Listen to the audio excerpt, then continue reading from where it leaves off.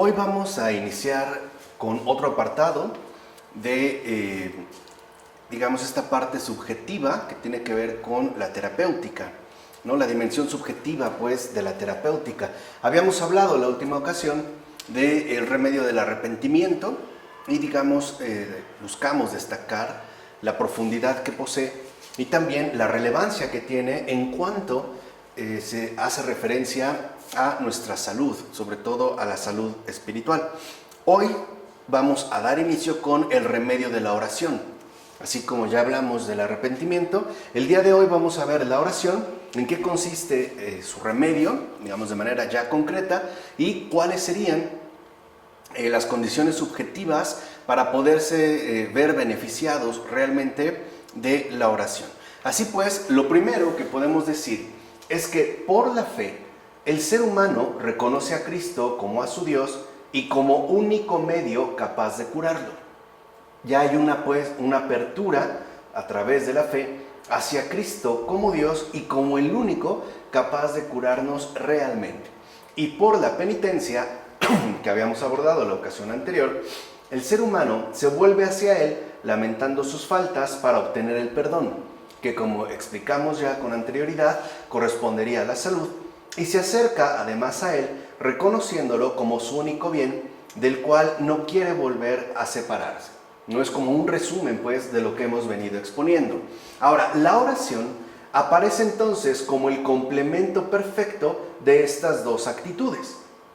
O sea, la oración es este complemento perfecto de estas dos actitudes. Por ella, el ser humano invoca la ayuda de Dios para obtener los cuidados que su estado de enfermedad necesita.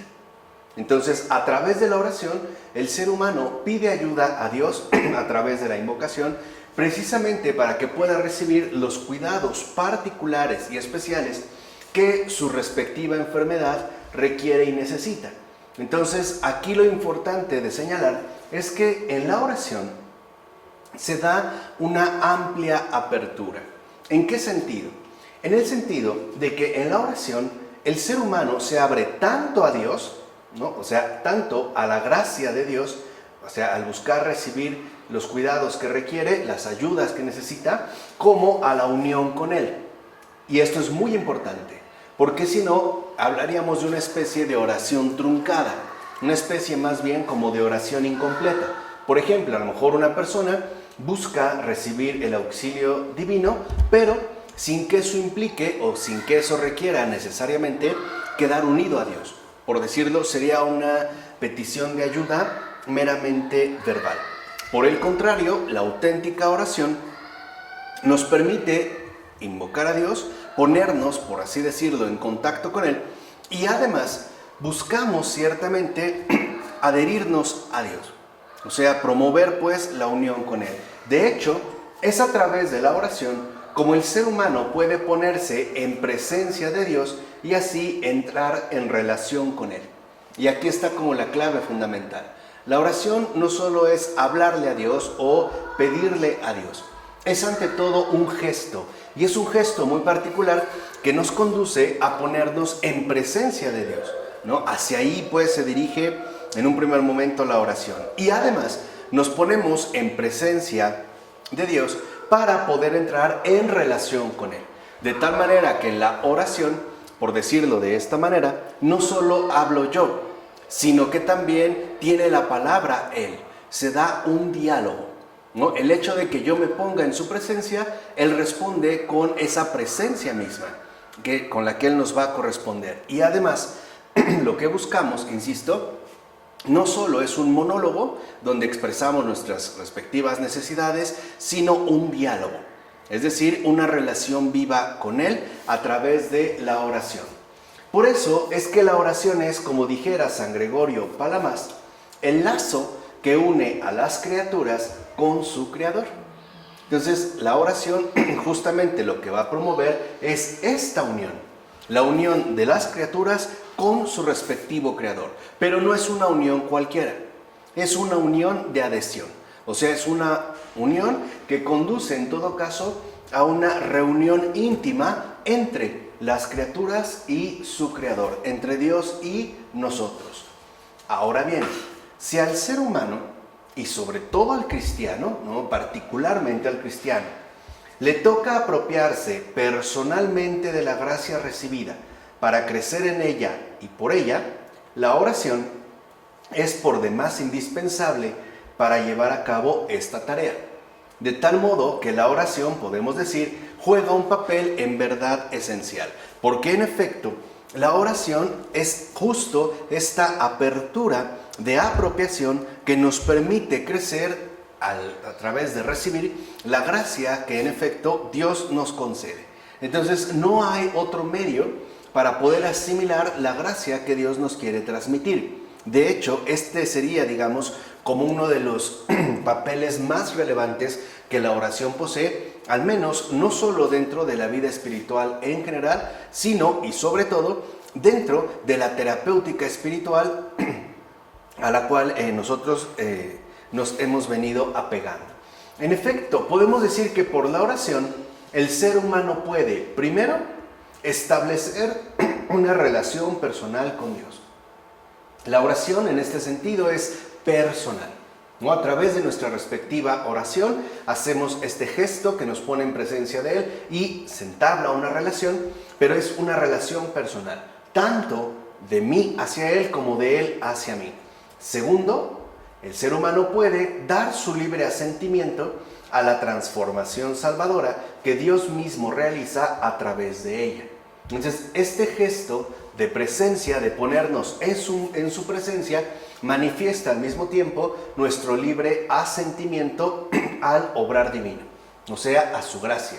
Si yo realmente me aplico en la oración, le estoy diciendo un sí a Dios a lo que Él quiere realizar en mí. Por ejemplo, en este caso en particular, a la recuperación de la salud. Y tercero, asimismo, el ser humano puede colaborar consciente y voluntariamente en la salud y la deificación que Dios realiza en Cristo por el Espíritu Santo.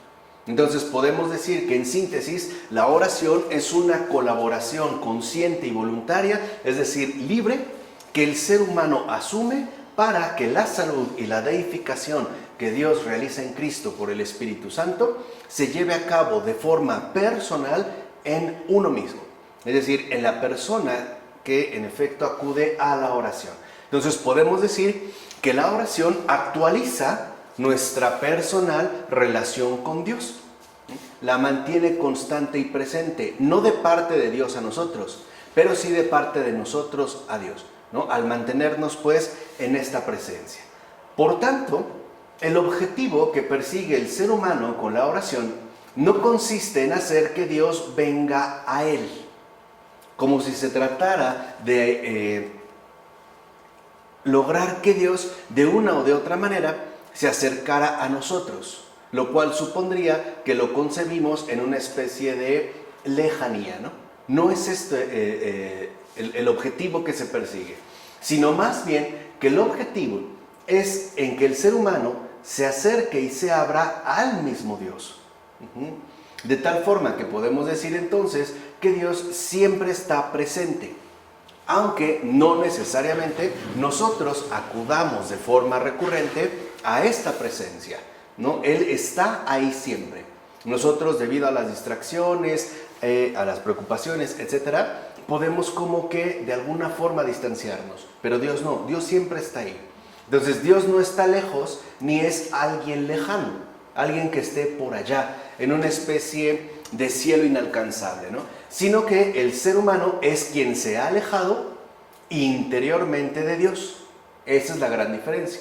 Y este alejamiento interno de Dios puede ser o bien por el pecado, que a su vez hemos cometido consciente y voluntariamente, o bien por no habernos apropiado de toda la gracia recibida, o sea, debido a nuestra respectiva negligencia, ¿no? Lo cual nos aleja al final de nuestro propio Señor y Creador. Entonces hay que entender cómo a través de la oración el ser humano busca recuperar esta cercanía con Dios a través de superar este alejamiento interno que nosotros solemos experimentar, ya sea, como dijimos, o bien por el pecado, o bien por no habernos apropiado adecuadamente de toda la gracia recibida, ¿no? Escribe pues San Gregorio Palamas: suplicamos a Dios no para atraer a Dios a nosotros, pues Él está en todas partes, sino para elevarnos nosotros mismos hasta Él por la invocación que le dirigimos y para volver enteramente a Él. Entonces aquí ya San Gregorio Palamas define muy bien la dinámica real de la oración. Por un lado, la súplica en la cual se puede manifestar esta oración no es para acercar a Dios, es para que nosotros nos elevemos hacia Él a través de la invocación que le dirigimos. Y además, no solo buscamos elevarnos, ¿no?, hacia Él a través de la invocación que realizamos, sino que con esta elevación buscamos adherirnos por completo a Él, o sea, establecer de una manera cada vez más firme y más sólida nuestra respectiva relación personal con Él. Entonces la oración nos dirige hacia Dios y busca a su vez promover la unión. Puede decirse entonces que la oración aparece y de hecho funciona, ¿no? La oración en este caso también posee su respectivo funcionamiento como el principio real de apropiación de toda gracia divina. Entonces podemos decir que la oración es y funciona como un principio de apropiación real de toda gracia divina. Así ya podemos entrever, por ejemplo, algunos aspectos importantes. El primero, quien no hace oración, pues no tiene realmente el deseo de apropiarse de la gracia que Dios le ofrece. Y, en segundo lugar, el que no realiza su respectiva oración personal no tiene ninguna intención de unirse a Dios. Quiere seguir bajo este distanciamiento interno que ha asumido y por lo tanto, de alguna forma, tratar de cancelar en la medida de lo posible los vínculos con Él. No quiere más bien mantenerse alejado, pero no por Dios, sino por Él mismo. Y si bien es cierto que Dios concede su gracia de forma permanente, no la impone, ¿no? Que es un detalle que insistimos la ocasión anterior. Dios es muy generoso y siempre nos concede y nos otorga su gracia, pero no por ello la impone. Hay que apropiársela. O sea, en pocas palabras, hay que recibirla. Imagínense que Dios es el más extraordinario cocinero del mundo y siempre nos prepara alimentos ricos y sustanciosos, pero no nos lo mete por la boca. No nos obliga a tomar lo que Él prepara, sino que Él ofrece y es uno justamente el que tiene que recibir. Es como cuando a alguien le dan un regalo. Que te lo den, ¿te obliga a recibirlo? No, puedes rechazarlo. Si alguien te ofrece un regalo, tú tienes que hacer un gesto de apropiación. Por ejemplo, estiras las manos, ¿no? O las abres, o los brazos, según el regalo que se trate. Pero tiene que haber un gesto, pues, de recepción. Y también, en este caso, de apropiación. Ahora, como Dios mismo respeta la libertad del ser humano, porque Dios quiere establecer una relación digna entre seres que poseen libertad, es decir, entre seres libres, así como nos ha creado, y lo mismo Él, espera más bien que éste la pida, o sea, que nosotros pidamos esta gracia, que no solo la pidamos, que la recibamos también, porque es como una persona que va a ver al doctor, le pide un medicamento, una ayuda, una receta, pero la tira. Pide pero no recibe, ¿no? Y no solo que la recibamos, también que la asimilemos, o sea, que la hagamos algo propio, algo que realmente constituya nuestra propia sustancia y que con ello además la fructifiquemos con su ayuda igualmente permanente, o sea, a través de la oración. Entonces, la oración en general contiene estos 4 aspectos fundamentales: pedir, recibir, asimilar y fructificar. Porque la oración no se reduce a una situación límite desesperada. O sea, la oración no tiene que ser algo excepcional. Más bien tiene que ser parte de nuestra cotidianidad vital. O sea, no tiene que limitarse la oración a una situación crítica o límite. Más bien tendría que ser una actitud permanente a lo largo de toda nuestra vida. Entonces, orar, lo dijimos al inicio, no solo implica pedir, suplicar, sino, además de pedir, recibir. Porque si yo le pido a Dios ayuda, pues también tengo que estar dispuesto a recibir la ayuda que Él me brinda. Tal vez no es lo que yo esperaba. Es como a lo mejor, volvamos a los ejemplos médicos, ¿no? Que aquí vienen muy bien. Una persona quizá pide a un doctor que le ayude a librarse de su malestar y quizá espera que la ayuda consista en unas cápsulas, pero quizá el doctor le manda una serie de dolorosas inyecciones. Bueno, pues también tendríamos que aceptar el ayuda. ¿Por qué? Porque Dios sabe qué es lo que realmente necesitamos. O sea, solo Él sabe qué es, aunque no nos agrade, como muchos tratamientos médicos, ¿no? Él sabe perfectamente bien cuál es nuestra necesidad y cuál es la medicina que requerimos cada uno de nosotros. Entonces pedimos, recibimos y no solamente recibimos, lo asimilamos. Sigamos con el caso médico. Una persona pide, recibe, vamos a suponer que recibe la pastilla, se la mete a la boca, pero después se voltea y le escupe. ¿Qué es lo que muchos hacen? Ya no se quieren tomar la medicina, o sea, no la quieren asimilar. Bueno, lo podemos hacer igual con la gracia. Y que obviamente al pedir, al recibir y al asimilar, finalmente fructifiquemos. O sea, demos esos frutos de salud que el Señor ha dispuesto para nosotros. Aparte, ¿no? A través de esta actitud cotidiana, normal de la oración. Entonces, hay algo muy importante al respecto y es lo siguiente. Es en la oración donde se afirma con seriedad la voluntad libre del ser humano. Y esto es importante porque a veces tal parece que no valoramos la relevancia que tiene la oración con respecto a la libertad. Por ejemplo, en todas las otras múltiples actividades que realizamos en este mundo, no siempre se da nuestra participación voluntaria o no lo hacemos libremente, pues. Por ejemplo, muchos trabajamos al final porque lo tenemos que hacer, y más si tenemos familia o personas que dependen de nosotros. O muchos de nosotros, quizá incluso, no nos lavamos los dientes por una acción netamente libre, sino por miedo a que tenga problemas dentales que después impliquen curaciones dolorosas. O hay personas que a lo mejor están con otra persona en una relación, no sé, un noviazgo o incluso en un matrimonio, no de forma libre, sino porque tuvieron miedo de quedarse solos. O bien porque simple y sencillamente querían que alguien les acompañara a lo largo de su respectivo trayectoria. Pero no hay un gesto netamente libre, ¿no? O sea, en este mundo, al final, cada uno de nosotros tiene múltiples imposiciones. En la oración no sucede así. En la oración, ahí sí hay una afirmación seria de nuestra humana libertad. Y esto desde el principio. Primero, porque ni Dios mismo nos obliga a orar, ni Él. Y nadie nos lo puede obligar tampoco. Por ejemplo, una persona te dice, oye, tengo esta dificultad, no, pues ponte a orar, ajá, y puede ser que no le hagamos caso.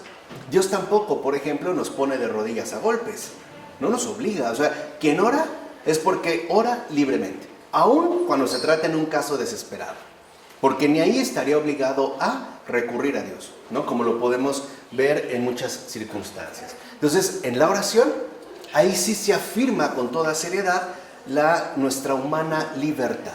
Y dijimos, es una libertad que dentro de la oración, ¿no?, se despliega en 4 dimensiones muy particulares: pedir, recibir, asimilar y fructificar. ¿De acuerdo? ¿Vamos? Ok.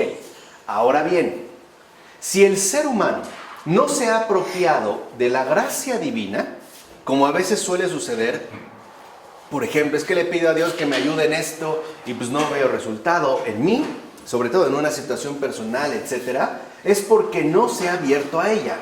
O sea, pide, pero al final no ¿qué? No recibe. Es decir, porque no se ha vuelto mediante la oración, que ya vimos, ¿no?, la profundidad que contiene al pretender a final de cuentas o en todo caso nuestra unión personal con Él, ¿no?, hacia aquel que se la ha dado y que está siempre presente en ella y por ella. Por eso, por ejemplo, ¿no?, en la carta de Santiago, en el capítulo 4, versículo 2, dice el apóstol, no tenéis porque no pedís. Ahora, ya sabemos, la petición involucra la recepción, la asimilación y la fructificación.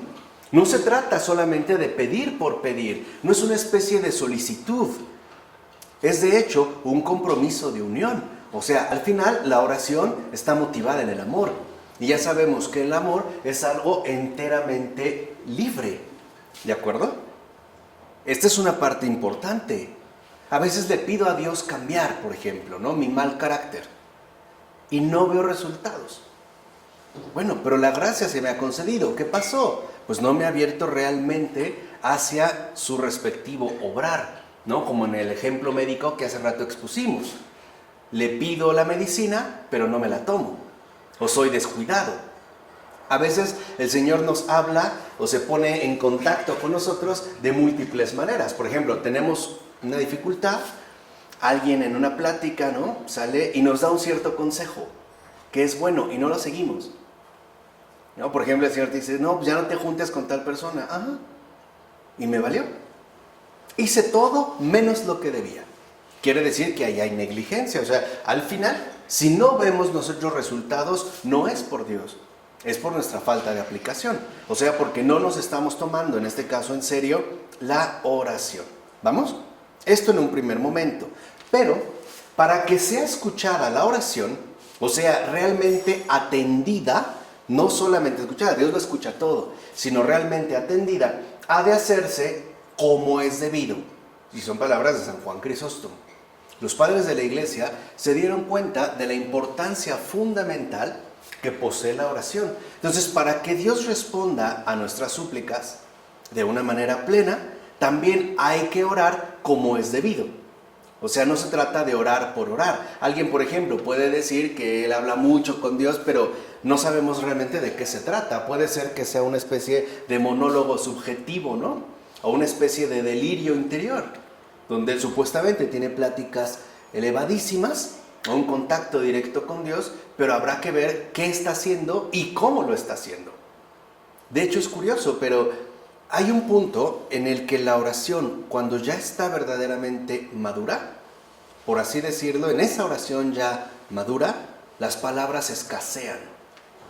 Ya no hay como un decir explícito. Es como un contacto íntimo y profundo. Pasa con las parejas, ¿no? Hay momentos en los que ya no hay que hablar. Basta con estar juntos, uno al lado del otro, uno cerca del otro. ¿Ya? Y a veces por eso hay esos momentos importantes, especiales, donde incluso nos podríamos llegar a sentir un poco incómodos si se quiere obligar la conversación. Hay momentos no para hablar, simplemente para permanecer. Y ya, si alguien nos quiere arrancar las palabras, hasta nos sentimos de cierta manera como violentados. ¿Qué me cuentas? Pues ya te dije, ¿no? Ya, o sea, ¿por qué tienen como que tratar de arrancarnos las palabras? No, o sea, hay veces en que la presencia basta, ¿no? Y eso en los enamorados es muy importante, ¿no? El hecho de estar juntos, incluso compartiendo ya no solo un lecho, sino un espacio. El saber que esa persona está ahí contigo, ¿no? A tu lado. Bueno, ahora, el propio apóstol Santiago dirá lo siguiente: si pedís y no recibís, es porque pedís mal. Él mismo ya da esa indicación en el capítulo 4 de su carta, en el versículo 3. Si pedís y no recibís, o sea, si pides y no recibes, es porque pediste mal. O sea, ¿qué quiere decir? No estás haciendo bien la oración. Algo por ahí está faltando. En efecto, para poder abrirse a Dios, el ser humano debe considerar la distancia, ya dijimos, no exterior, y en esto espero que nos esté ayudando mucho este curso que estamos dando de Michel Henry, aunque en un tono filosófico elevado, ¿no? Pero creo que vale la pena para comprender esta relación con Dios, ¿no? Que le separa de Dios para poder recibir la curación de sus males. O sea, en primer lugar, debe reconocer sinceramente sus propios males y arrepentirse de las faltas cometidas para así acceder a la gracia recibida. ¿Esto qué significa? Que entonces, antes de la oración, ¿qué va primero? Pues el arrepentimiento. Por eso incluso los padres lo exponen en ese orden. Por eso también nosotros, siguiendo esta exposición, analizamos a fondo el remedio del arrepentimiento. O sea, yo no puedo pedirle a Dios, por ejemplo, que me quite algo de lo cual sinceramente no me arrepiento. Esto se ve muy claramente en las adicciones. Alguien le pide a Dios dejar de beber, pero en realidad no se arrepiente de lo que ha bebido y de lo que ha hecho. Está viendo mal, o sea, no hay una intención de curación. No lo hay. O hay alguien que quiere que le quite lo infiel que es, ¿no? Esa infidelidad que parece perseguirlo constantemente, pero pues no se arrepiente de sus respectivas infidelidades. Es más, quizá más bien lo que él quisiera en el caso de la infidelidad es que su esposa no se entere, y que si se entera no le diga nada, al contrario, quizá que lo felicite o que lo abrace, ¿no? Le diga, vas bien, ¿no? Vas por buen camino, sigamos adelante. O sea, algo por ahí ocurre. A eso es a lo que se refiere en este caso, y de manera muy puntual el apóstol Santiago. ¿Qué estamos pidiendo? O sea, pido, pero ¿para qué? ¿Y cuál es como el trasfondo, pues, de mi petición? A lo mejor alguien no quiere dejar de beber porque en realidad sufre mucho con las crudas o por los problemas que genera. Pero quizá si no tuviera cruda, seguiría viviendo, ¿no? Seguiría bebiendo, no tendría en este caso problemas. Por eso hay que entender entonces a qué se refiere. Como decía San Juan Crisóstomo, hay que orar como es debido. Y es justo también, ¿no?, la indicación que realiza el apóstol Santiago. De ahí que, además de la fe y la penitencia, las condiciones para que una oración sea eficaz son las siguientes. Fíjense, y aquí está ya de manera puntual, o sea, así o más claro. No, ya lo que sigue de verdad para tener esta claridad total es una cachetada, porque ya no hay opciones. Así o más clarito, o sea, ya no hay opción, ¿no? Entonces, para que una oración sea eficaz, se requieren estas condiciones. Una, la atención. Estar atento a lo que pido. Dos, la vigilancia. La vigilancia en cuanto a la obtención de lo que requiero. O sea, si estoy pidiendo que me quite mi mal humor, pues tengo que estar vigilante a mi comportamiento, ¿no? No va a ser en automático, o sea, es la manera en la que yo manifiesto mi respectivo compromiso. Segundo, el fervor, o sea, tiene que ser una petición de corazón, algo que realmente deseo.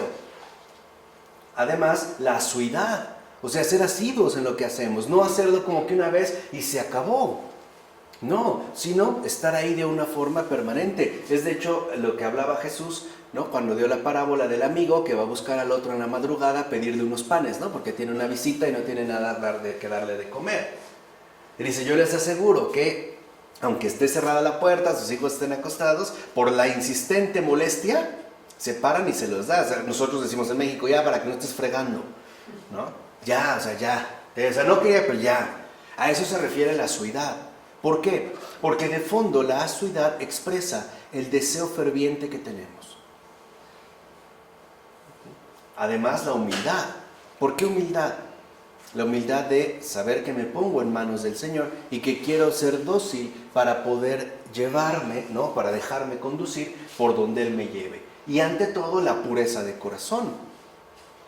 O sea, tener una adecuada rectitud de intención con respecto a mi oración. Por último, también es importante mencionar que el objeto, o sea, este es el modo, ¿no?, pero también que el objeto de la petición debe ser conforme a la voluntad de Dios, que siempre contempla nuestro verdadero bien. Porque a lo mejor lo que yo pido puede ser que yo lo vea como un bien, pero Dios no. Y Dios jamás me va a dar algo que no sea para mi bien. De hecho, todo lo que sea para mi bien me lo va a dar, aunque no me guste, ¿eh? Aunque reniegue, aunque patalee, aunque blasfeme, no importa. Pero Él lo va a dar porque sabe que es para nuestro bien. Entonces tenemos que ver cuál es nuestra respectiva disposición subjetiva, ¿no?, cuál es la postura que estamos asumiendo, pero también cuál es el objeto que estamos solicitando. Por ejemplo, hay personas que pueden pedir salud. ¿Y es un bien o no? Claro que es un bien, pero también hay que considerar para qué. O sea, quiero tener salud para seguir en mi vida desordenada, en mis mentiras, en mis infidelidades, incluso para seguir obteniendo, ¿no?, esa riqueza ilícita al ser partícipe del crimen organizado, de un grupo de secuestro, etc. ¿Para eso quiero salud?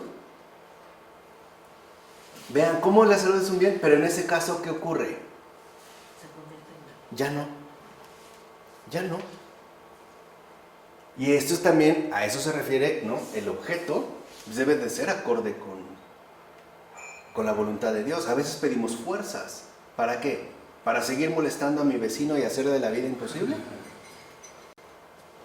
¿Para qué? O sea, ahí también debe de haber un propósito, ¿no? O sea, en concreto, ¿para qué? Porque si no es muy fácil desvirtuarlo, ¿no? Esto es entonces importante de tener en cuenta. Así pues, la oración es el principio esencial de la adquisición de toda gracia divina. Y por esto mismo, el principio básico de la curación del ser humano caído. O sea, la oración es la genuina vuelta a la salud humana. Y por ello, la oración es por demás indispensable.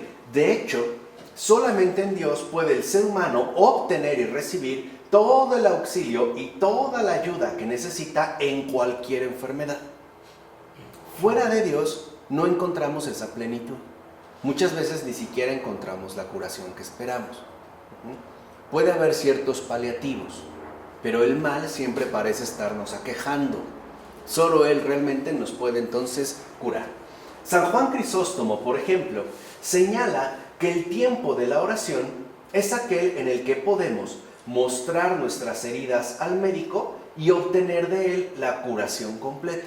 Y esto hay que entenderlo muy bien. ¿De qué está hablando San Juan Crisóstomo? Primero, de presentarnos ante Dios sinceramente, o sea, mostrar nuestras heridas, sin maquillajes, ¿no? Sin engaños, sin fraudes.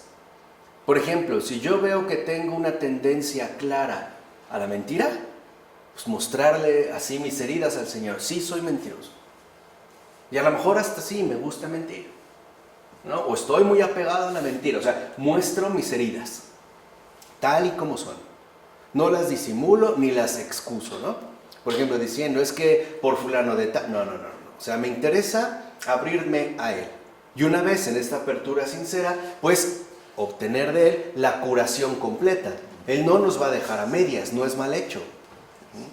No lo va a dejar a medias, sino estar dispuesto a través de la asiduidad a completar el tratamiento completo. Ahora entendamos una cosa importante. A diferencia de los tratamientos terrenales, que tienen generalmente, ¿no?, una fecha temporal más o menos delimitada, el tratamiento que Dios nos va a ofrecer es de por vida. Entonces ahí es donde nosotros, en efecto, buscamos obtener de Él esa curación completa, o sea, la salvación. Habrá cosas que veamos ciertamente superadas, pero habrá otras que irán saliendo. Y bueno, vamos avanzando, pero algo es un hecho, de que estamos mejorando. Pero estamos ya, digamos, en este proceso, ¿no? Y de hecho, a este proceso de sanación, pues es a lo que comúnmente se le llama conversión. La conversión no es una meta, no es ya me convertí, ya la hice. O sea, la conversión es un principio. Es un principio rector para toda la vida. Esa es mi conversión. Se va madurando, se va manejando, a veces como que se estanca, ¿no? Se puede medio extraviar, pero en definitiva ya tenemos una orientación distinta. Bueno, además el propio San Juan Crisóstomo se dirige así a aquellos a quienes el pecado ha hecho enfermar. Dice San Juan Crisóstomo: no busquéis refugio junto a los hombres, no pongáis los ojos en un auxilio perecedero, dejad a un lado todo esto. Y esto también tiene que ver con nuestras respectivas actitudes.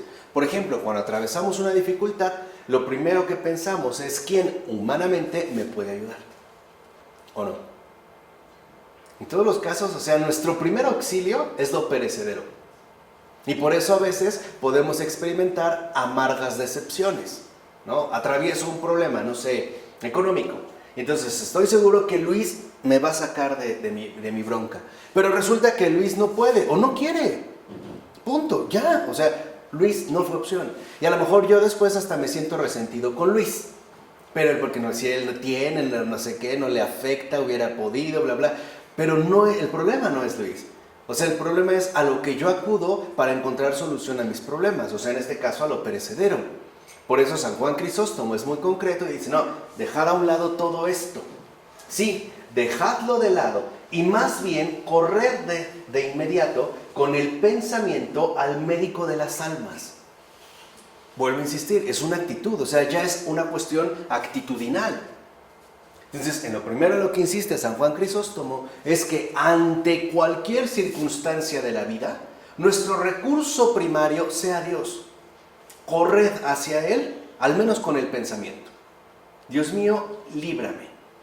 Pedro, cuando se hunden las aguas, ¿le gritó a Juan? ¿Le gritó a Andrés? Y era su hermano, ¿no? ¿O no? ¿Les dijo ayuda, sáquenme? No, de inmediato, en esa circunstancia, ¿a quién invocó? A Dios, Jesús. ¿Y quién lo salvó? Jesús. No les dijo Andrés, ¿no? Juan, Santiago, Felipe, no. Dice Jesús. Entonces, que en nuestra actitud, ¿no?, profunda, nuestra orientación fundamental sea Dios. O sea, que antes que otra cosa, recurramos a Dios en todo, para comprar una casa, para cambiar tal cosa, en todo a Dios, recurrir a Él para todo y en todo, o sea, no excluirle absolutamente de nada, ¿no? Dice Crisóstomo, el único que puede poner remedio a las heridas de vuestro corazón es aquel que nos ha hecho a cada uno de nosotros y conoce todas nuestras obras. De hecho, basta con gritar desde el fondo de nuestro corazón a Él y ofrecerle nuestras lágrimas. No, ya vimos este proceso. Y dicho gesto obtendrá respuesta. O sea, cuando nosotros nos dirigimos de todo corazón hacia Dios, la respuesta es inmediata. El ejemplo otra vez de Pedro. Y el Evangelio lo subraya, ¿no? En cuanto Pedro gritó, ¿no?, exclamó, que está apelando a un salmo. Y esto es algo importante, ¿no? Dios mío, sálvame, como aparece en los salmos, quiere decir que entonces Pedro ya traía a Dios en su corazón. O sea, se había tomado en serio la escritura, ¿o no? ¿Sí? Porque no lo dice Jesús. Bueno, lo dice implícitamente, ¿no? Sabemos que Yeshua, ya dijimos, es el Salvador. Le grita a Jesús, pero dice, Dios mío, sálvame. O sea, para él, lo primero es Dios. Y el Evangelio dice, ¿no? Y de inmediato, ¿no?, Jesús estiró la mano y lo sacó. De inmediato, o sea, ni siquiera es que pasaron cierto tiempo, a ver, aprende, ¿no? Para que aprendas la lección, sufre un poco, no. O sea, la respuesta viene de inmediato. Entonces, en respuesta a su oración, el ser humano recibe de Cristo los cuidados que convienen a su estado y obtiene la curación de sus enfermedades. Y aquí solo habría que subrayar que el Señor nos va a dar los cuidados que convienen a nuestro estado. No son los mismos para todos. Esto, carajo, hasta en los hospitales lo aplican. Por ejemplo, cuando una persona está internada, no le dan el mismo tipo de alimento a todos, ¿no? Algunos dieta líquida, ¿no? Hay medio atolitos y gelatinitas. Otros no, ya más sólida, ¿no? Otros requieren otra cosa. A lo mejor unos requieren algún suero salino, a lo mejor otro más bien de glucosa. O sea, serán los remedios los que convengan a nuestro respectivo, ¿qué?, estado. A lo mejor una persona necesita pararse a caminar. A lo mejor otra persona necesita reposo total, que ni se mueva. Hay quienes dicen, no, pues ya párese, no esté de flojo. Órale. Hay quienes dicen, pues no, pásale más bien el pato, ¿no? No se debe ni de mover. Bueno, dependerá entonces de nuestro respectivo estado los cuidados que Dios nos ofrezca. Por consiguiente, no es de extrañar que los padres consideren que la oración es un remedio especialmente poderoso, como de hecho le llama San Barzanufio, un medicamento de salvación, es decir, el medicamento de nuestras almas, como también le llama San Juan Crisóstomo. El mismo San Juan Crisóstomo no dejará de subrayar el poder inmenso de la oración. Veamos, ¿qué dice San Juan Crisóstomo? Dice, grande es el poder de la oración. Nada, os lo aseguro, nada es más poderoso que la oración ardiente y pura, pues solo ella puede liberarnos de los males presentes. No las influencias, las amistades, los recursos económicos, etc. No. Solo la oración ardiente y pura es la que nos puede liberar de todos los males presentes, ¿no? También dice Crisóstomo, recurramos constantemente a Dios, pidámosle todo, pues nada vale tanto como la oración. Y ya dijimos, no solo porque ésta se limite a las peticiones, o sea, en todo caso, a los objetos solicitados, sino porque la oración es lo que fortalece y afianza nuestra relación con Dios. Y por ende es el medio esencial para promover la unión con Él. En la medida en la que nosotros adquirimos pues esa familiaridad, ¿no? Esa filiación quizá a la que no se le ha puesto la adecuada atención dentro de nuestra experiencia cristiana contemporánea. Ahora, de hecho, la oración hace posible lo imposible, fácil lo difícil y llano lo que está erizado de obstáculos, como menciona San Juan Crisóstomo. Y vean cómo aquí San Juan Crisóstomo menciona, por así decirlo, 3 circunstancias distintas. Primera, la oración hace posible lo imposible, o sea, también es capaz de promover un milagro. Y hay personas que lo han experimentado. Solo a través de su oración ardiente, aunque sea circunstancial pero fervorosa, han obtenido un milagro, ¿no? O una ayuda explícita, donde no hay dudas, ¿no? Sabemos que Dios obró. O sea que esto no es humanamente comprensible. Aún entre personas no creyentes, intuyen que hay una fuerza sobrenatural que ahí obró. ¿Vale? Esa es la primera, ok. Pero también la oración permite hacer fácil lo difícil. Ahora, esto tiene un trasfondo importante. Si la oración, o a través de la oración, se nos concede hacer fácil lo difícil, es porque entonces el Señor no necesariamente nos va a quitar las situaciones difíciles de la vida. Y eso hay que tenerlo en cuenta. No, pero a través de la oración lograremos que esas situaciones difíciles de la vida las podamos transitar e incluso atravesar de una manera fácil, es decir, en paz, incluso con tranquilidad. Y la última, ¿no?, hará llano lo que está erizado de obstáculos. Los obstáculos no se van a quitar, pero sí se van a allanar a través de la ¿qué? De la oración. En pocas palabras, también requerimos la oración para poder atravesar las múltiples dificultades que encontraremos en este mundo. Muchas veces quisiéramos quitar el obstáculo. No, lo importante es atravesarlo adecuadamente. ¿Cómo? Pues a través de la oración, ¿no? A veces quisiera, o lo más fácil, es que el Señor me quitara el obstáculo que experimento de una manera intensa. Pero quizá no ese es el punto. El punto no sería tanto quitar el obstáculo, cuanto tener la gracia para poder atravesarlo de una manera llana, ¿no? Incluso con serenidad. Así pues, el poder terapéutico de la oración se manifiesta antes que nada en la curación de nuestros propios pecados, pues la oración es un antídoto contra el pecado, un remedio eficaz de las faltas cometidas. Entonces también la oración nos ayuda en esto. Todos los días, dirá San Juan Crisóstomo, todos los días recibimos numerosas heridas. Apliquemos a esas heridas el remedio adecuado, es decir, la oración. Pues Dios, si le rogamos con un espíritu vigilante, con un alma inflamada, con un corazón ardiente, puede concedernos el perdón, la remisión de nuestras faltas. ¿Vale? Ese es como el primer nivel de la oración. Es por lo regular el nivel en el cual solemos colocarnos, o el nivel en el cual solemos comprender la oración. Y claro, es importante, sí, es real, sí, pero también es cierto que la oración posee mayor profundidad. No solamente se limita a la obtención de los favores solicitados, ¿no?, de las gracias pedidas, sino que la oración posee también mayor profundidad. En efecto, la oración cura al ser humano de todas las pasiones, que en todo caso son sus mayores enfermedades, ¿no?, de acuerdo a esta visión patrística que hemos venido exponiendo de la terapéutica espiritual.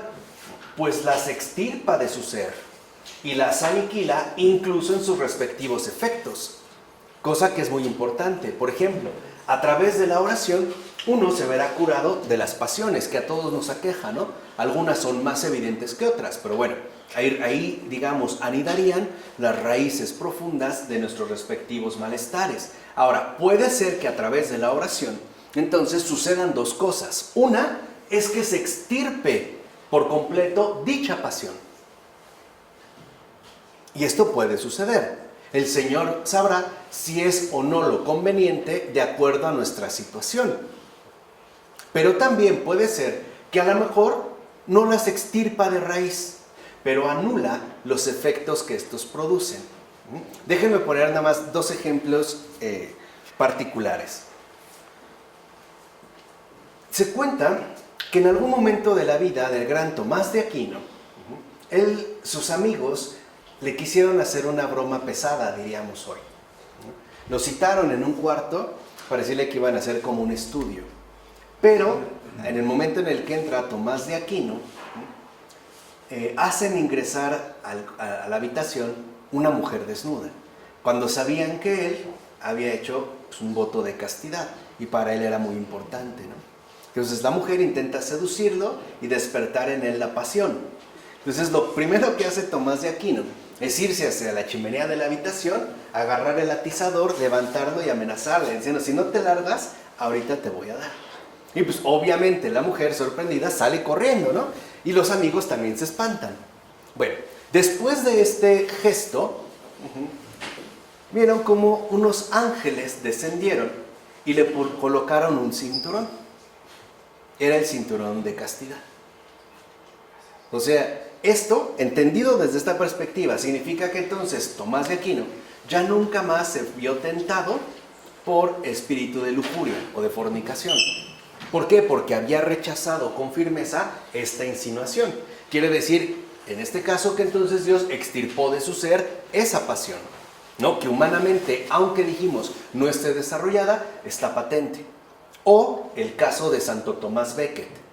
Por ejemplo, Santo Tomás Becket era una persona que se caracterizaba por ser extremadamente colérico. Por decirlo de manera muy simple, para Tomás Becket era muy fácil llegar a los puños. O sea, él se iba a los golpes, ¿no? Y era muy iracundo. Ahora, todos sabían, en efecto, que Tomás tenía esta pasión, o sea, que padecía esta debilidad.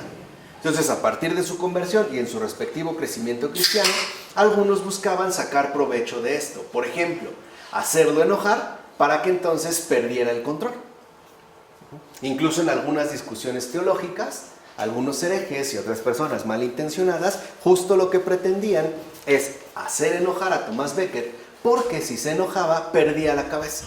Ahora, el Señor nunca le quitó de raíz esa pasión, por ejemplo. Ya no. Pero lo que sí cambió, lo que sí transformó a través de su oración, son la cancelación de los efectos pasionales. O sea, Tomás Becket sentía como este calor, ¿no?, que parece subir del estómago, se podía poner rojo, pero ya no perdía la cabeza.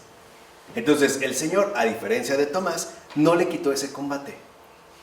De hecho, se lo dejó durante toda su vida. Podían ver que de repente, ¿no?, sabían que con un comentario, un gesto, lo iban a sacar de quicio. Tomás respiraba profundamente, o diríamos, contaba hasta 10, ¿no?, y se sobreponía. Y podía seguir. Hasta que los demás se dieron cuenta de que ya no era posible hacerle caer por ahí. Entonces, estas son las dos cosas que pueden ocurrir. O bien que mediante la oración se extirpe de nuestro ser, ¿no?, de raíz, la pasión, o bien que se mantenga, pero se anule en sus respectivos efectos. Pero hay que señalar que lo que consigue este prodigio, cualquiera de los dos, no sabría decir ahorita cuál es mejor, dependerá de nuestro respectivo estado, pero habría que señalar que lo que consigue tal prodigio es la oración continua, ya que las pasiones, a diferencia de los pecados, que son algo puntual, no pequé en esto, hice aquello, etcétera, constituyen más bien estados permanentes. Nosotros dijimos, ¿no?, se mantienen, por así decirlo, latentes, ¿no? Hay una latencia de las pasiones que bajo determinadas circunstancias parece aflorar. Así pues, el hecho de invocar a Dios sin interrupción es un remedio que suprime todas las pasiones. Ya dijimos, o bien de raíz o bien en sus efectos. Es algo que menciona San Barsanufio. Y el mismo San Barsanufio dirá, Y lo mismo que el médico aplica la medicina o la cataplasma sobre la herida del paciente y se produce su efecto sin que el paciente sepa cómo, así también nuestro Señor, cuando se lo invoca, aniquila las pasiones aunque no sepamos cómo. Pero experimentamos esta gracia a través de que los efectos dañinos que se producían ya no se presentan. O si se presentan, ya no se presentan con la misma intensidad. Están como debilitados. Entonces, puede decirse que la oración es un detergente del alma. Así le llama San Juan Crisóstomo. Un detergente del alma que penetra hasta los pliegues más oscuros y secretos de esta. Entonces, en la oración dejamos que la gracia nos lave a la manera de un detergente, incluso en los repliegues más oscuros, más profundos, ¿no?, que haya en nuestra alma. De hecho, la oración tiene el poder de alcanzar y curar los pecados y las pasiones, incluso inconscientes, porque solicita la intervención de aquel que ve en lo secreto, como dice Jesús en Mateo. Incluso lo que nosotros no vemos, que ilumina lo que está oculto en las tinieblas, como lo menciona Pablo en la primera carta a los Corintios. Entonces, en nuestro corazón, a través de la oración, cada vez más se van disipando estas tinieblas profundas, es decir, tinieblas que en principio parecen permanecer ocultas, pero que a través de la oración entonces se van poniendo al descubierto, ¿no? Por eso el cristiano, al que el pecado ha vuelto incapaz de conocer ese fondo escondido que cada uno de nosotros posee, donde residen las pasiones secretas, a la vez que hace penitencia por su causa, debe rogar a Dios para que le cure de ellas. Es más, este fondo escondido es tan importante, ¿no?, que permanece escondido a menos que algo le permita aflorar. Por ejemplo, muchas veces en un estado normal nos consideraríamos incapaces de hacer tal o cual cosa, pero dadas ciertas circunstancias nos vemos quizás sorprendidos de las reacciones que tuvimos o de la manera en la cual nos comportamos. Es más, como que en principio, aún recapacitando, no entiendo por qué obré de esta manera o por qué hice lo que hice. Bueno, no fue un estado de alteración momentáneo, no es más que la expresión de ese fondo escondido. De ese fondo escondido que en cada uno de nosotros se esfuerza por mantener oculto, pero que, como hemos dicho, solo la oración pone al descubierto y además desarticula. Si no, viviríamos con un corazón entenebrecido, ¿no? Como ese título de la novela de Joseph Conrad, que también vale la pena revisar, Corazón en tinieblas, ¿no? Este corazón como bordeado de tinieblas que no se abre por completo a la presencia del Señor. De ahí que San Barsanufio escriba lo siguiente: reza noche y día para ser purificado de las pasiones visibles y de las que están ocultas. O sea, no solo de las que se manifestaron de manera particular, sino también para verme purificado de aquellas que, aunque yo no lo noté, están ahí, ¿no? Están ocultas. Además, al mismo tiempo que la oración aniquila las pasiones, y ya dijimos, ¿no?, visibles y ocultas, hace huir a quienes están en su origen y son de hecho sus principales causantes y alborotadores, o sea, el diablo y los demonios. La oración mantiene a raya al diablo y a los demonios. Ahora bien, los efectos terapéuticos de la oración son numerosos y se hacen notar, en primer lugar, sobre el espíritu.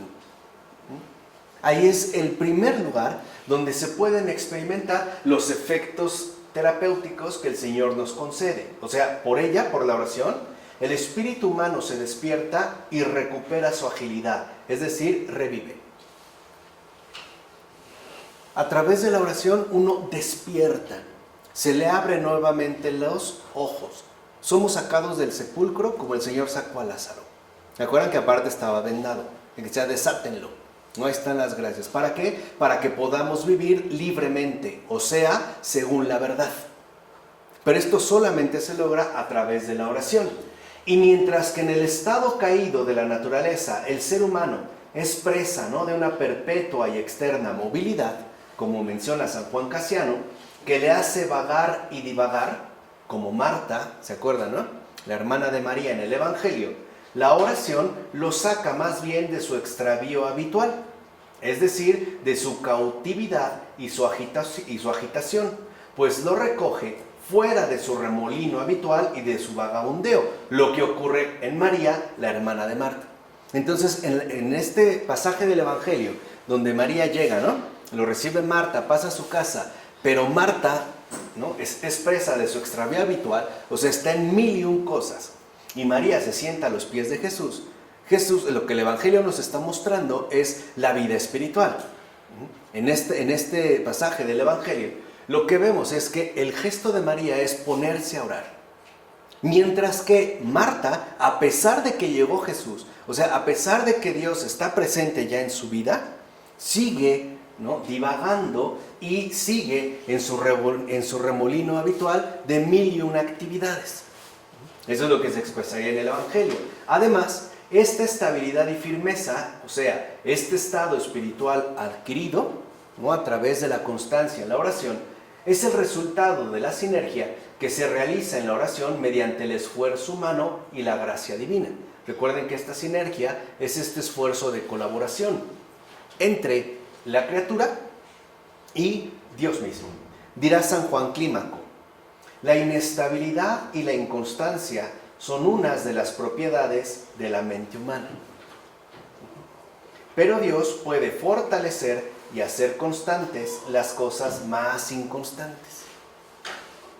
Si no dejas jamás de luchar para detener la movilidad de tu espíritu, aquel que pone límites a las olas del mar vendrá a ponérselos a las agitaciones de tu alma y les dirá durante la oración: os permito que vayáis hasta aquí, pero no más lejos.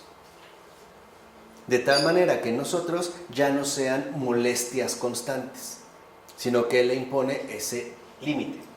Al hombre le es imposible encadenar la mente, pero allí donde está el creador de la mente, todas las cosas le están sometidas. Qué fácil es extraviarnos con la mente. Qué fácil es estar pensando mil y un cosas, aún en la oración.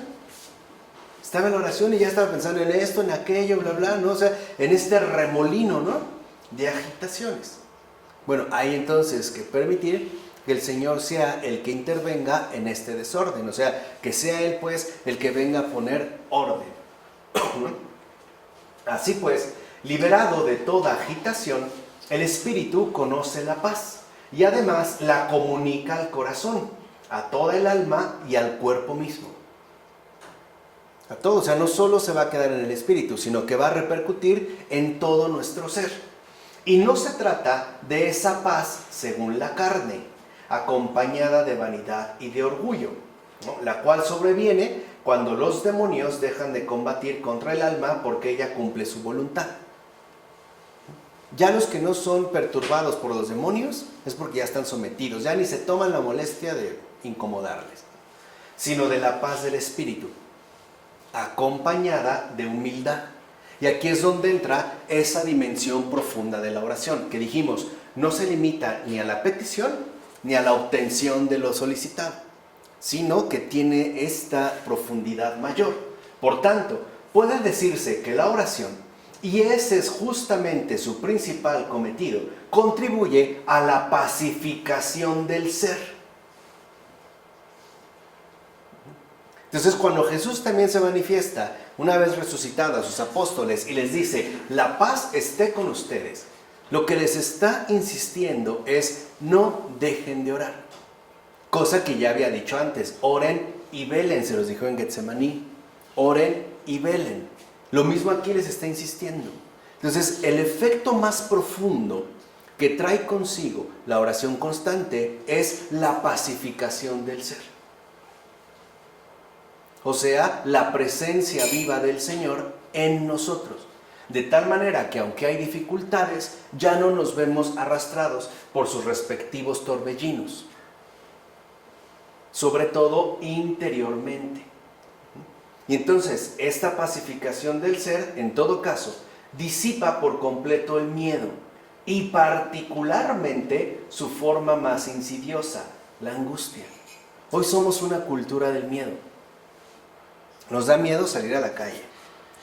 Nos da miedo que haya un terremoto. Nos da miedo que haya un tsunami. Nos da miedo que el avión en el que viajamos o tenemos que viajar se caiga. Nos da miedo el mundo en el cual están nuestros respectivos hijos o las futuras generaciones. Me da incluso miedo subir de peso. Me da miedo enfermarme. Me da miedo encontrarme con un loco. Me da miedos. Y aquí tenemos entonces un diagnóstico bien importante para el mundo contemporáneo. El problema de fondo en el mundo contemporáneo es que las personas que lo habitamos carecemos de esta pacificación del ser. O sea, no tenemos una vida de oración. Por eso nos vemos como trastornados, ¿no? Nos da temor. Por ejemplo, en la noche nos encerramos como si estuviéramos en una celda de máxima seguridad. 1001 chapas. Pero viene un terremoto y maldecimos tanta seguridad que no nos impidió salir rápido. Estamos como en una trampa, ¿no? Por un lado nos recubrimos y por otro lado vemos obstáculos para solventar otro tipo de situaciones. Entonces, hoy lo que es tan fundamental es esta pacificación del ser. Además, se trata, ya lo habíamos visto, ¿no?, de una angustia cuyo carácter inmotivado la hace muy difícil de combatir. Recuerden, el miedo es puntual. Por ejemplo, alguien le puede tener miedo a las arañas, o le puede tener miedo a los pitbull, o le puede tener miedo a su papá. El miedo es puntual. La angustia no, ¿eh? La angustia es una atrofia profunda en el espíritu. Como es inmotivada, ¿cómo la puedo combatir? A lo mejor, si me dan miedo los pitbull, pues tal vez a través de una convivencia, ¿no?, ordenada con ellos se me quita, pero la angustia, ¿cómo? De hecho, vean, al grado de que la angustia no se puede eliminar con la presentación de simples argumentos. A una persona llena de angustia no la calmas hablándole, ¿eh?, porque es inmotivada, o sea, no tiene, digamos, como una localización específica o una referencia que nos permitiera obrar en consonancia con ello. Está inmotivada y por eso es tan difícil de combatir. De hecho, vinculada la mayoría de las veces con la acción directa de los demonios, que obviamente nos vemos susceptibles porque no tenemos una vida de oración. La angustia no puede vencerse más que mediante la oración. No hay otro remedio, ¿eh? Un narcótico, una pastilla, un ansiolítico, no es más que un paliativo irrelevante al respecto. Nada puede vencer la angustia sino la oración. O sea, solo la fuerza de Dios que el hombre invoca en la oración puede curarlo de esta temible enfermedad que se insinúa en todas las partes del alma y hasta en el cuerpo, y que deja al ser humano entregado a sí mismo y por tanto a la impotencia.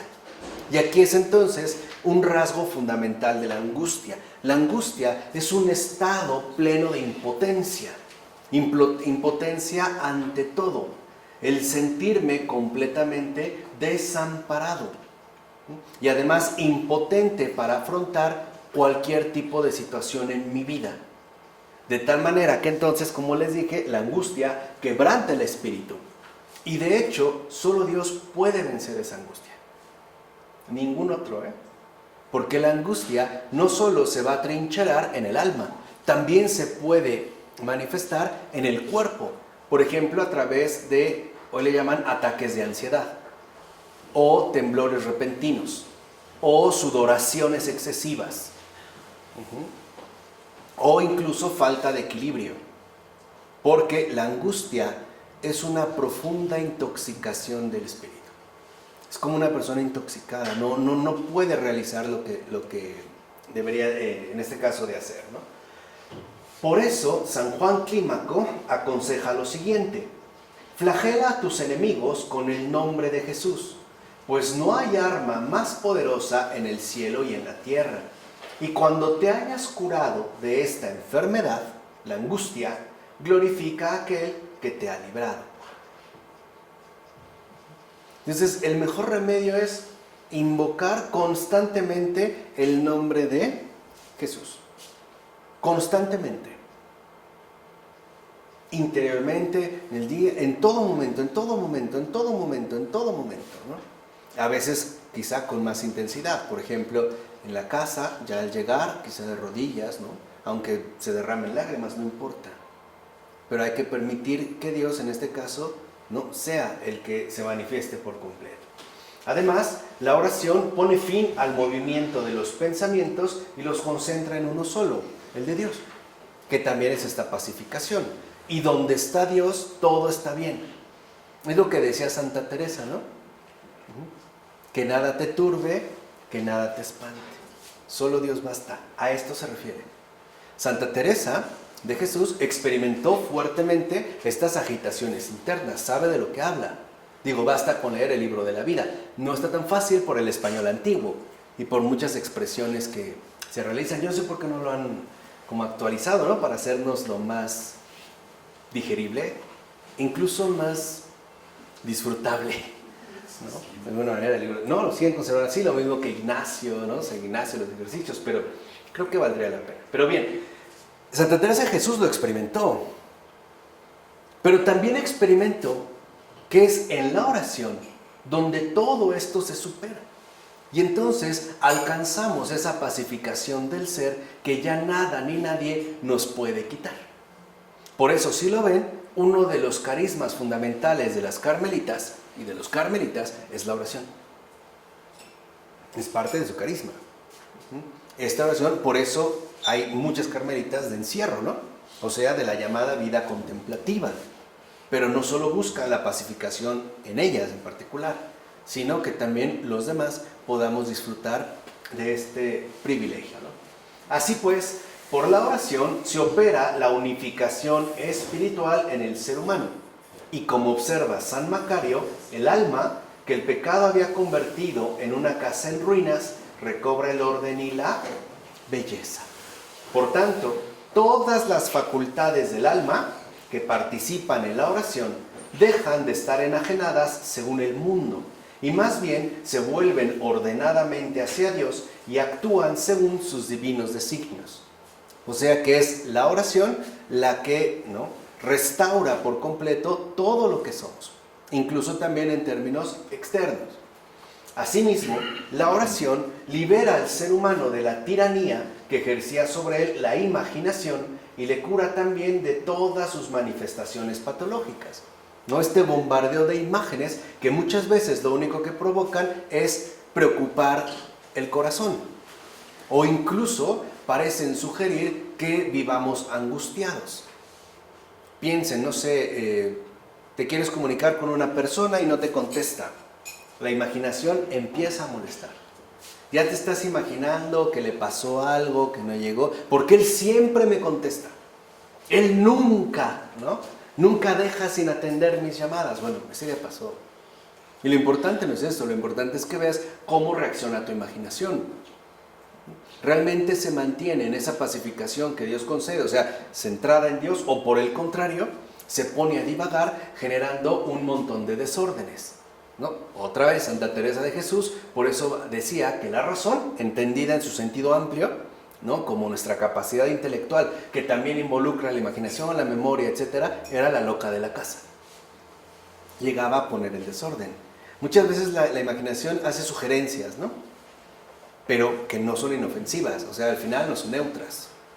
Una imagen puede, aún, ¿no?, elaborada por nuestra imaginación, puede generar estragos en nosotros, que se pueden ver reflejados ya en las actitudes que asumimos o en nuestros respectivos estados de ánimo.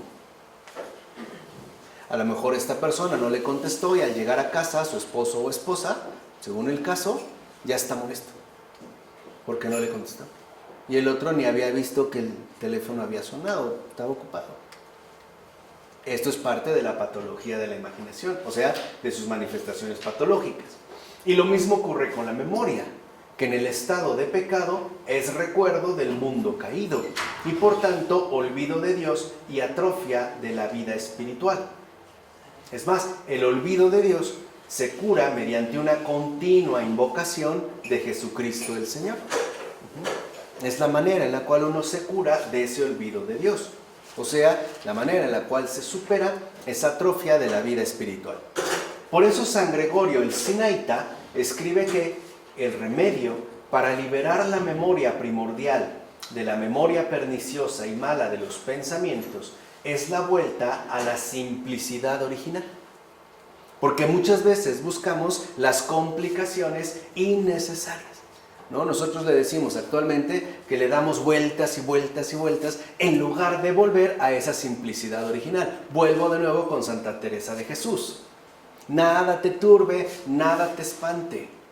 Solo Dios basta. Esa es la simplicidad original. De eso es de lo que está hablando la gran Santa Teresa. Volver a la simplicidad original. Solo Dios basta. Todo lo demás no son más que complicaciones que pueden perjudicarnos. Volver de nuevo a la simplicidad original. Esto incluso se vivía quizá antes de una manera más explícita. Por ejemplo, cuando una familia atravesaba ciertas dificultades, no faltaba por ahí el cuerdo o la cuerda que decía, ya Dios dirá, o ya Dios proveerá. No era una ingenuidad, era el reafirmar, ¿no?, de una manera contundente esa simplicidad original que será la base de todo nuestro respectivo proceder. Si Dios proveerá, para empezar, no habrá de qué preocuparse. ¿Se dan cuenta? Desde esa simplicidad se disiparían todos los malestares que podemos padecer, ¿no? Entonces, el gran remedio, dice San Gregorio el Sinaíta, de la memoria es el recuerdo perseverante e inmóvil de Dios en la oración. Y entiendas, esta inmovilidad no quiere decir estar tieso físicamente, no. Quiere decir estar centrado en la presencia viva, actuante y operante de Dios. O sea, tener presente siempre a Dios. Además, la memoria recuperada también contribuye a la curación del alma entera. También ahora vemos en este caso el efecto contrario que se produce. De ahí que San Diádoco de Fótice diga que lo propio del hombre amigo de la virtud es consumir sin cesar por el recuerdo de Dios todo lo que hay de mundano en su corazón. Es como una brasa ardiente en la cual se extinguen todas las impurezas que traigamos, a fin de que el mal se disipe poco a poco por medio del recuerdo del bien, y así el alma vuelva perfectamente a su esplendor natural, pero con un brillo incluso acrecentado. Entonces la oración nos abrillanta, nos purifica de todo lo mundano que haya en el corazón y nos permite que poco a poco el mal se vaya disipando, ¿no?, por el recuerdo permanente del bien, ¿no? Nos va pues reorientando, nos va enderezando. Ahora bien, el cuerpo no queda privado de los efectos terapéuticos de la oración. No crean que el cuerpo esta parte, no. En efecto, el cuerpo también participa en la terapéutica de común acuerdo con el alma al prestarle sus propias fuerzas. Se vuelven cómplices de la recuperación. No solo el alma ayuda al cuerpo, sino que también el cuerpo va a ayudar al alma a través de sus propias fuerzas. Por ejemplo, al adoptar las actitudes que convienen a esta sana actividad, al ejercitar sus diferentes facultades para favorecerla y rezando el mismo, el propio cuerpo, según su medida y condición, sobre todo a través de las metanías. Estoy seguro que ahorita se preguntarán, ¿qué es esto? Bueno, las metanías, ya sabía, dicho sea de paso, son unas prosternaciones que acompañan a la recitación vocal o mental de ciertas expresiones de oración. Cuando uno queda posternado, esas son metanías. Y hay niveles de metanías, de acuerdo a, digamos, a la respectiva oración que realizamos. Suelen, de hecho, distinguirse entre pequeñas metanías, que no es más que la oración del cuerpo, es la manera en la que el cuerpo ora, y consisten, por ejemplo, en inclinar la cabeza o el tronco. Hay quienes, cuando ven al Santísimo, se agachan. Hay algunos que lo hacen como hasta como por inercia, ¿no? Porque el cuerpo también quiere orar. El cuerpo también quiere expresarse en la medida de sus posibilidades. Hay personas, por ejemplo, que anteriormente, no sé, este cuadro hermosísimo del Angelus, se me fue el nombre del pintor, que es increíble. Ahí lo que vemos es el cuerpo en oración. Ay, ¿cómo se llama el pintor? A ver si lo pueden buscar por ahí. Ese se llama el libro, el Angelus. Millet. Ya, gracias. Jean-François Millet. Ah, ya me acordé. Tiene este cuadro increíble en el cual, en efecto, es una pareja, ¿no? Unos campesinos que están en el momento de la labor en el campo, y es la hora del Angelus, suspenden toda actividad y ellos se ven en una postura profunda de oración, sin estar totalmente, ¿no?, postrados, simplemente con la inclinación de la cabeza. Y ahí es donde radica la grandeza de ese cuadro de Millet. Bueno, además de su composición pictórica, que es extraordinaria, ¿no? Es una obra maestra. Pero la fuerza del cuadro radica en que Millet logra que el cuerpo se exprese en oración. De hecho, la postura, ¿no?, si lo pueden buscar por ahí en internet o después ver con calma, verán cómo en los personajes que aparecen en el cuadro no se sugiere ningún tipo de revoltijo interno. O sea, el cuerpo no se nota preocupado, se nota plenamente entregado a una oración. Entonces, no olvidar que el cuerpo también ora. A veces, por ejemplo, al ponernos de rodillas o al juntar las manos. Y esto se ve incluso en cualquier cultura, no especialmente en la cristiana. Hay culturas que al orar, por ejemplo, juntan las manos, ¿no?, o se recogen. En el budismo es muy claro la forma en la cual el cuerpo juega un papel particular. Claro, ellos lo hacen para promover la meditación, ¿no?, profunda, pero en realidad no es más que la necesidad que el cuerpo también tiene de orar. Entonces, cuando hablamos de metanías, estamos hablando de esta oración corporal, estos gestos que el cuerpo expresa a manera de oración. Esa es la forma en la que puede. Entonces, las metanías suelen distinguirse en dos grupos: las pequeñas metanías, como por ejemplo juntar las manos, inclinar la cabeza o doblar el tronco, es orar con el cuerpo; y las grandes metanías, que son ya las prosternaciones de todo el cuerpo, postrarse por completo. ¿Han visto cuando una religiosa, un religioso, un sacerdote recibe sus votos definitivos? Queda postrado. Esa es una gran metanía. Se postra completo, ¿no? Incluso con las manos y la frente tocando el suelo. Hay quienes lo hacen hacia el frente o hay quienes lo extienden. También los musulmanes hacen metanías. Cuando rezan hacia la Meca, también se quedan postrados. Muchas veces de rodillas se están inclinando. También lo han visto como los judíos ortodoxos también hacen inclinaciones con el cuerpo. O sea, ahí lo que vemos es que el cuerpo está orando a través de estos gestos particulares. Así pues, por la purificación del alma a través de la oración, y en particular de su parte apasionada, también se realiza la purificación del cuerpo entero. Es más, cuando una persona realmente vive la oración, se nota hasta en su cuerpo. No se ve como un cuerpo violento o tenso, ¿no? Se ve un cuerpo también pacificado. Dirá San Gregorio Palamas: entonces el cuerpo ya no se mueve impulsado por las pasiones corporales y materiales, sino que vuelve a sí mismo rechazando todo tipo de relación con las cosas malas. El cuerpo también entonces asume, ¿no?, esta actitud de orientación hacia el bien, incluso de rechazo con las cosas malas. Por ejemplo, a lo mejor ya no pronunciar palabras ofensivas, ¿no?, o hacer gestos, o realizar a lo mejor movimientos corporales que atenten contra el amor, contra la caridad.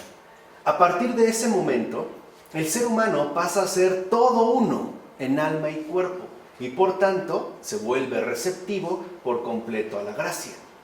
En tal caso, la gracia del Espíritu se transmite al cuerpo por medio del alma, y asimismo le concede al cuerpo experimentar las cosas divinas, sintiendo incluso lo mismo que siente el alma, como dice San Gregorio Palamas.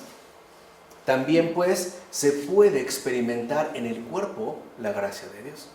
Hay quienes lo han notado. Hay quienes, por ejemplo, pueden experimentar de repente un cierto calor en el pecho,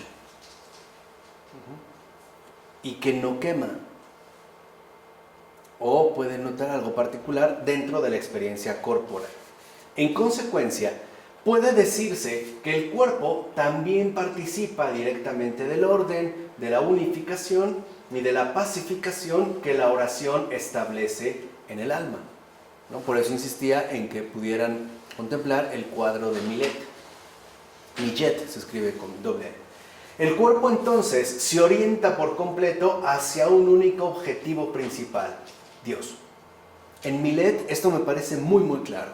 A pesar de la belleza del paisaje, ¿no?, agreste, cotidiano, la hora del trabajo, parece como todo el cuerpo está incluso como desligado de esta tierra que pisa, de este campo que trabaja, de esta labor ordinaria.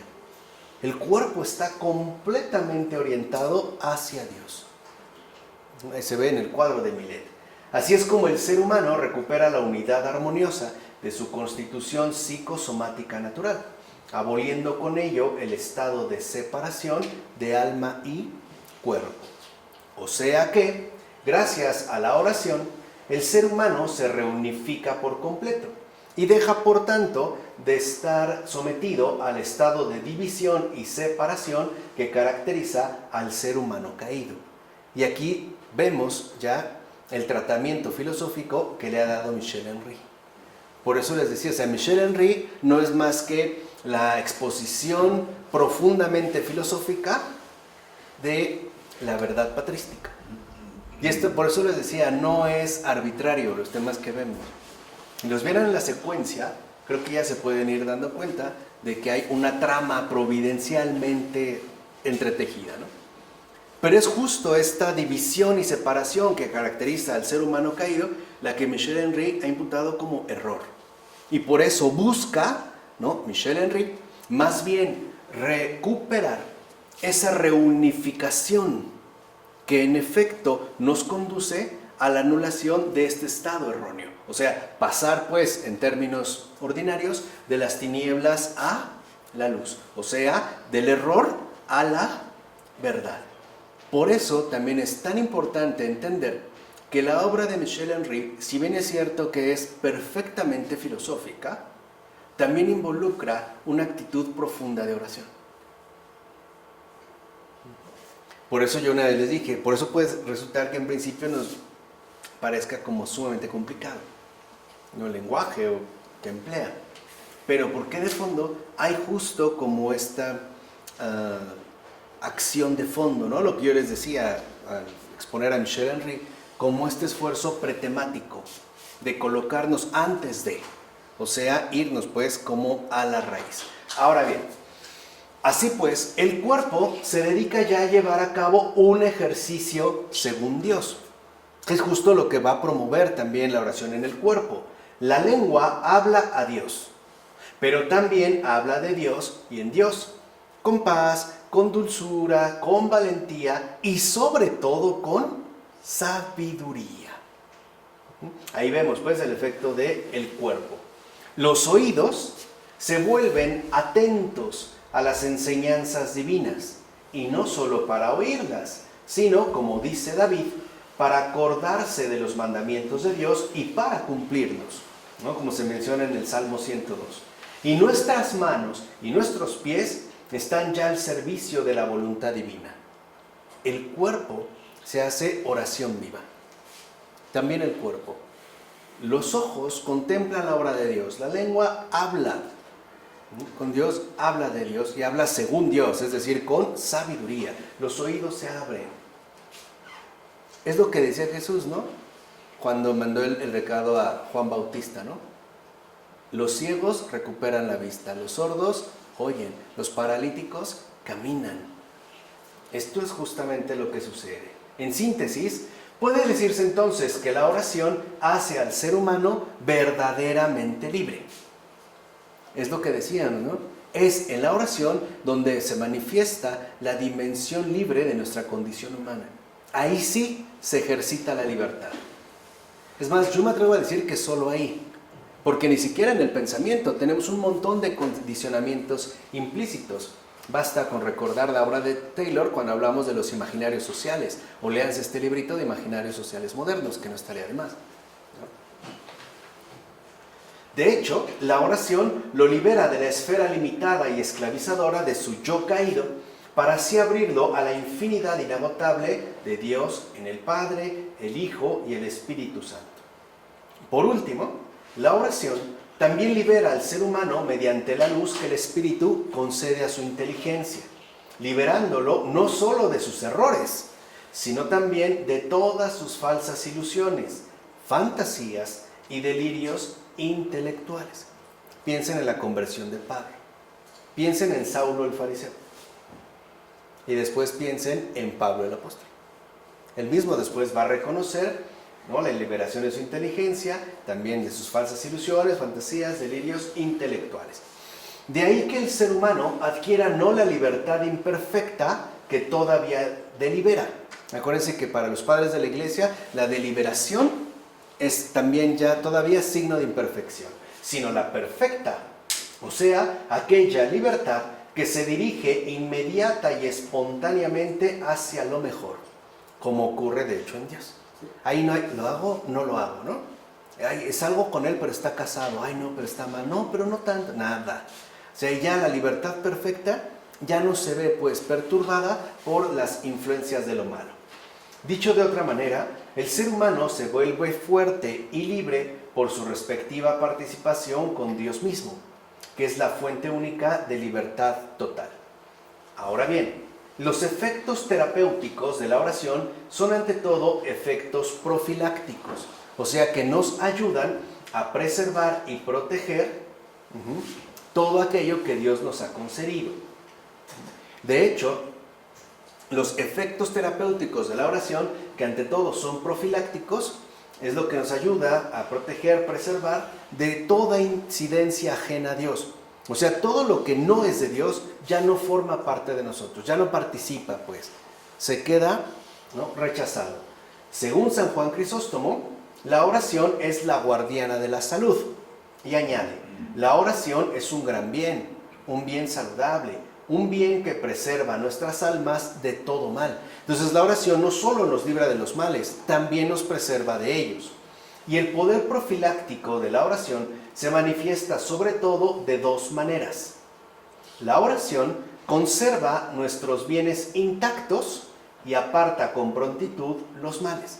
Entonces, por un lado, nos afianza en el bien y aparta el mal, ¿no?, como lo menciona San Juan Crisóstomo. Además, es la oración la que capacita al ser humano para que, llegado el momento, pueda afrontar victoriosamente las tentaciones y entonces evite así recaer en las enfermedades. Estamos viendo, ¿no?, los remedios de la oración, o sea, todos los beneficios que contiene.